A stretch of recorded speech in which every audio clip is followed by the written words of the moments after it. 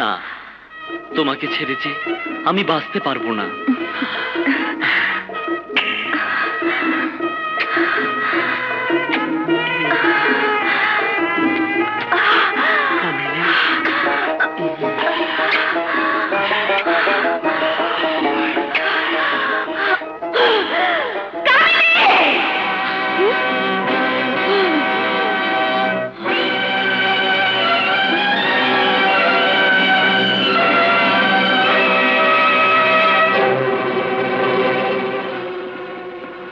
কি ব্যাপার, এভাবে চিৎকার করে ডাকলে কেন?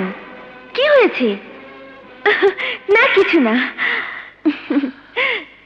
নিশ্চয়ই কিছু হয়েছে, নয়তো এভাবে আমাকে ডাকলে কেন?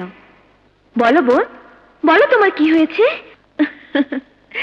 তাহলে শোনো, আমরা দু বোন এতটা বছর আলাদা ছিলাম, আজ আমরা একসাথে ঘুমাবো। সত্যি, তুমি আমার মনের কথাই বলেছ, আজ আমরা দু বোন একসাথে ঘুমাবো।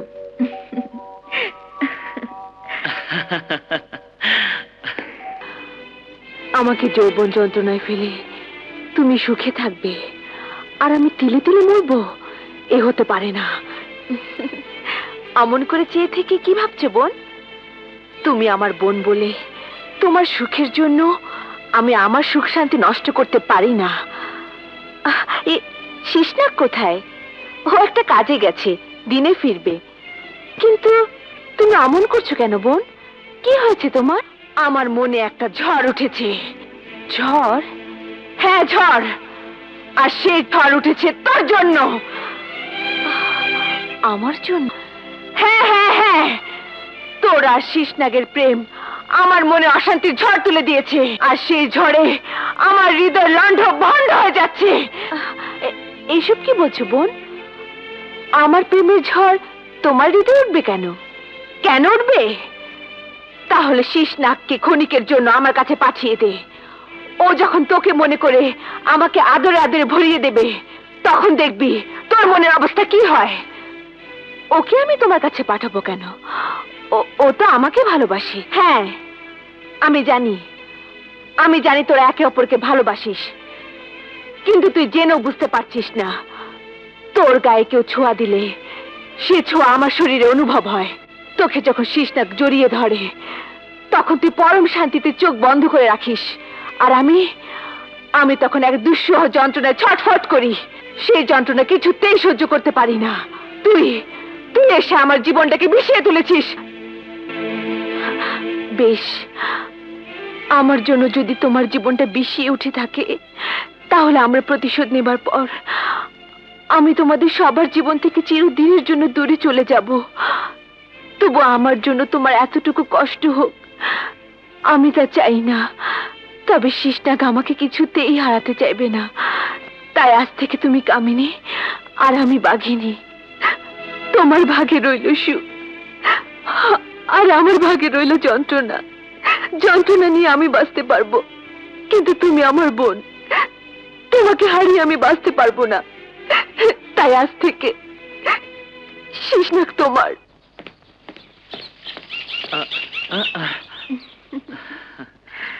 আমার জন্য অপেক্ষা করছো তাই না?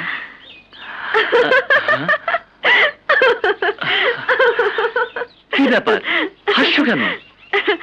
আজ বুঝতে পারলাম তুমি কামিনীকে এখনো অন্তর দিয়ে ভালোবাসতে পারোনি। কি বলছো কামিনী? আমি কামিনী নই, বাঘিনী। বাঘিনী? হ্যাঁ, ওই যে কামিনী।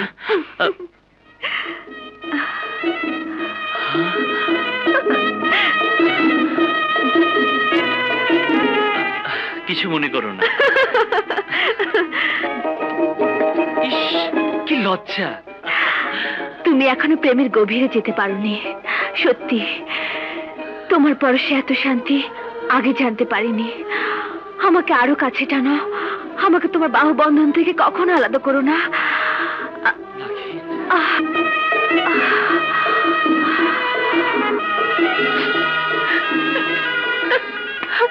আজ পূর্ণিমা রাতে তোমাদের শরীরে পূর্ণ শক্তি এসে যাবে।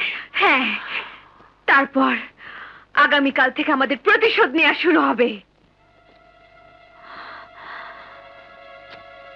আজ রাতে আমি যদি পূর্ণ শক্তি পাই তাহলে ওই 3 শয়তানকে চিরতরে শেষ করে দিয়ে আমি আমার বোন আর শেষনাগের জীবন থেকে মরণের ওপারে চলে যাব। শেষনাগ, এবার আমাদের শুধু পূর্ণিমার চাঁদের অপেক্ষা।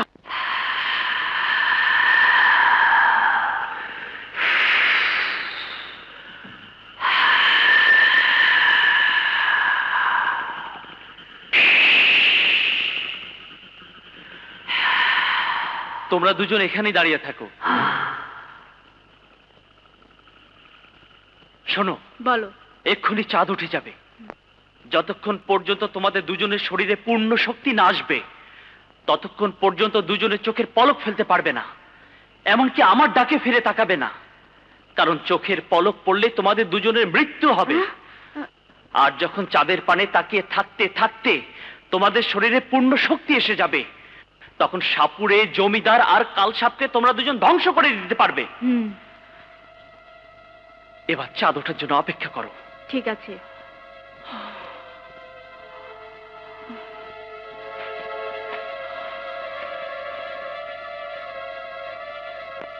ও তাইলে ওরাই দুই নাকি আজ আমগো মারার লাইগা ওরা শক্তি হাসিল করবার চায়।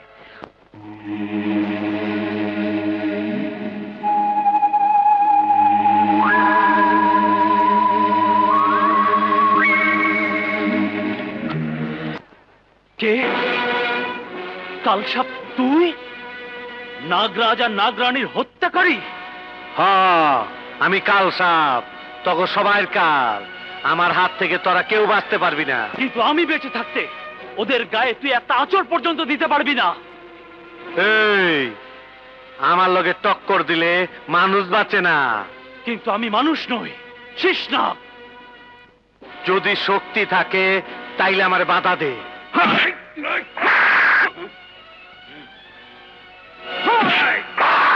দুই নাগিন, তোমরা কেউ ফিরে তাকাবে না।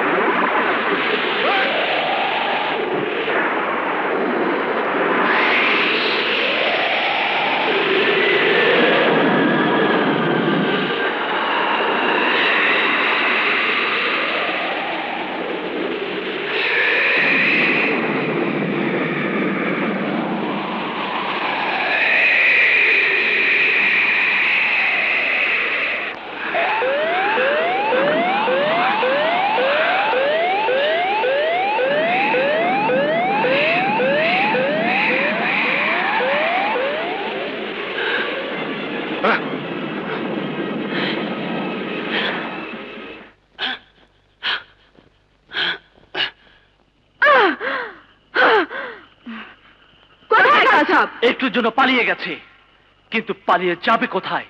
আকাশে থাক আর পাতালেই থাক, আমার চোখকে ফাঁকি দিয়ে কিছুতে রেহাই পাবে না। এবার ওদের বুঝিয়ে দেব দুই নাগিনের বিষাক্ত ছোবলের মৃত্যুর যন্ত্রণা কত কঠিন। শোনো, আজ থেকে তোমরা দুজন ইচ্ছাধারী নাগিন, যখন ইচ্ছে যে কোনো মানুষের রূপ ধারণ করতে পারবে। আর যাকে তোমরা ছবল মারবে, এক মুহূর্তে তোমাদের বিষের ছবলে তাদের মৃত্যু হবে। দুনিয়ার কোনো ওঝাই সে বিষ নামাতে পারবে না।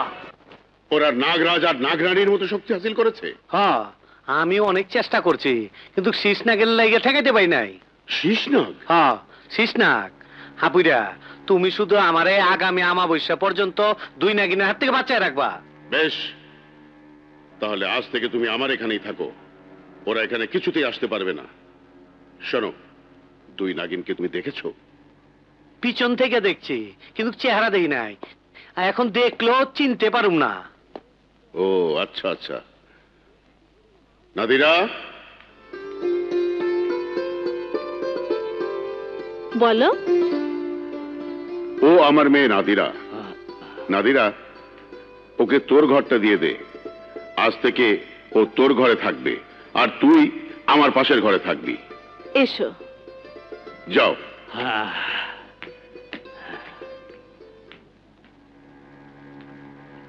সংবাদটা জমিদারকে জানাতে হবে। এসো, এটাই তোমার ঘর। আজ থেকে তুমি এই ঘরেই থাকবে।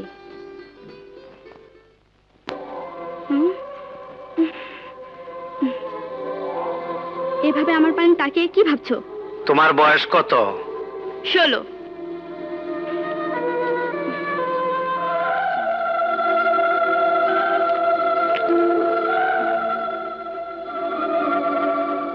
দুই নাগিনের জন্য আমি এখান থেকে বাইরে বার পারব না।